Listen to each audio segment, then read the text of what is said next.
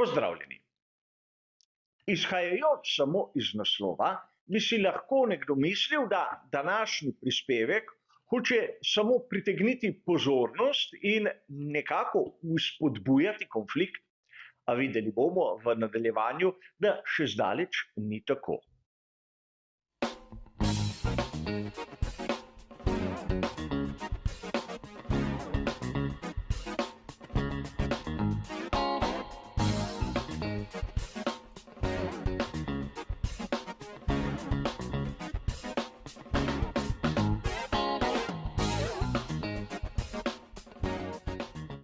Na začetku bi rad poudaril, da današnji prispevek ni nastal zato, ker bi hotel na dokaj enostaven način pritegovati pozornost in spodpihovati neke vrste polemiko.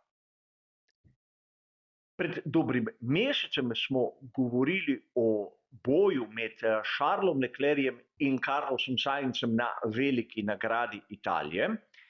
In v prispevku, ki je bil objavljen 4. septembra, se je razvila določena debata, kjer ste se nekateri strinjali z menoj, drugi ne. In danes je na vrsto prišla druga runda, kjer bomo videli, da v tem boju so tudi tuji avtorji nekako prišli do podobnih zaključkov. In danes se ne bomo ustavili pri komorkoli, temveč bomo pogledali, kaj o tem meni Leo Turini. Namreč 5. oktobra je na svojem blogu Profondo Rosso objavil zapis, ki ima že sam po sebi zanimiv naslov. Leclerc versus Sainz. Torej, prevedeno, izbral si je identičen naslov, kot sem ga izbral sam pred dobrim mesecem. In Leo Turini na samem začetku razdela nekaj, kar je po mojem osebnem videnju izjemno pomembno.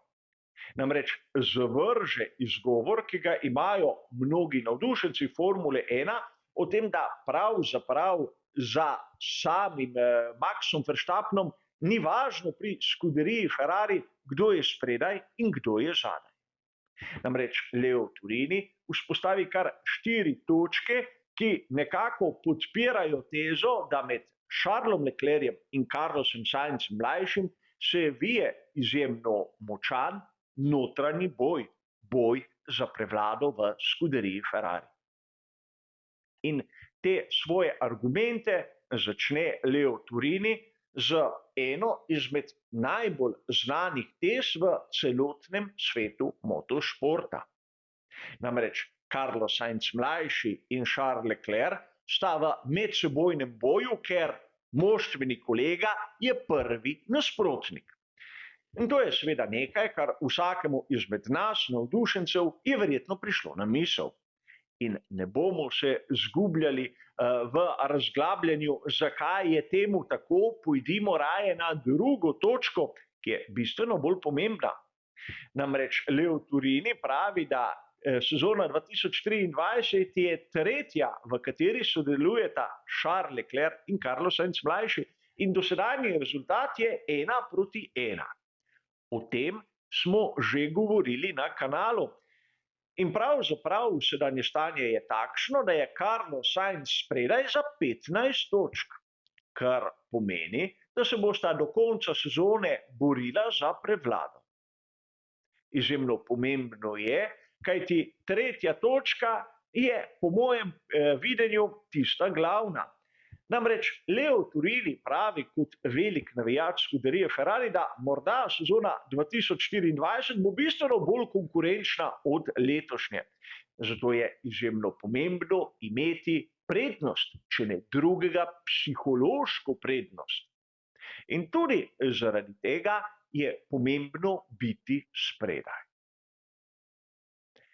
In pojdimo do 4. točke, kot jo pove sam Leo Turini.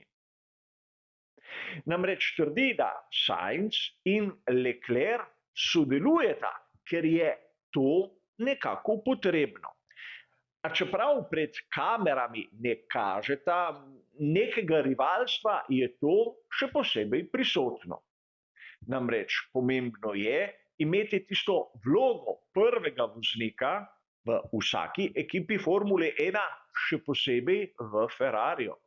Zato je sodelovanje med njima nuja in ni nekaj, v kar bi, recimo temu, prostovoljno privolila.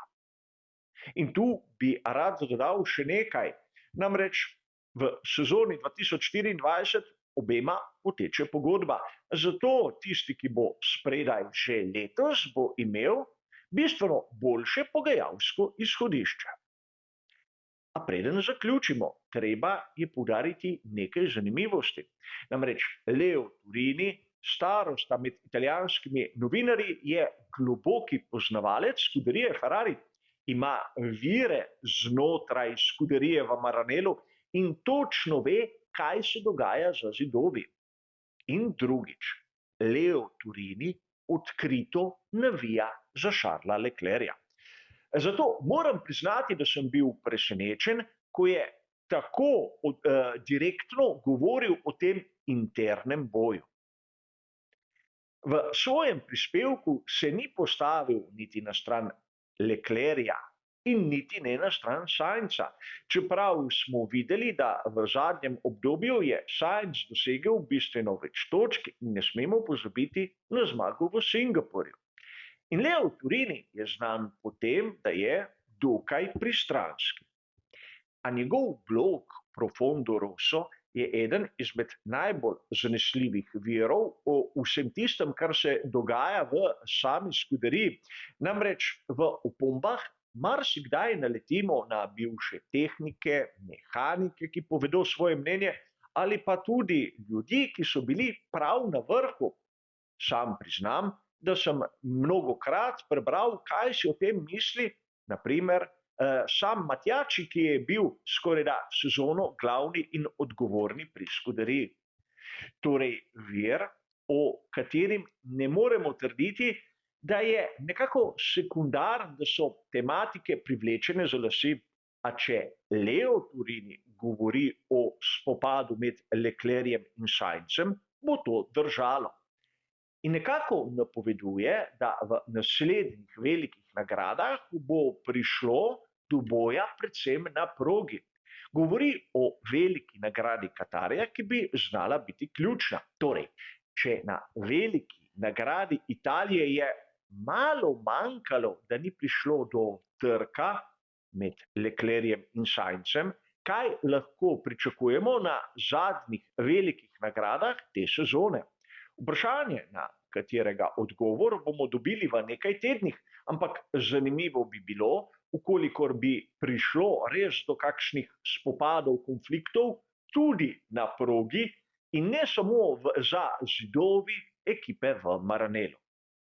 A za danes, za to drugo rundo spopada med Charlesom in Carlosom bo zaenkrat vse. Hvala za vašo pozornost in nasvidenje.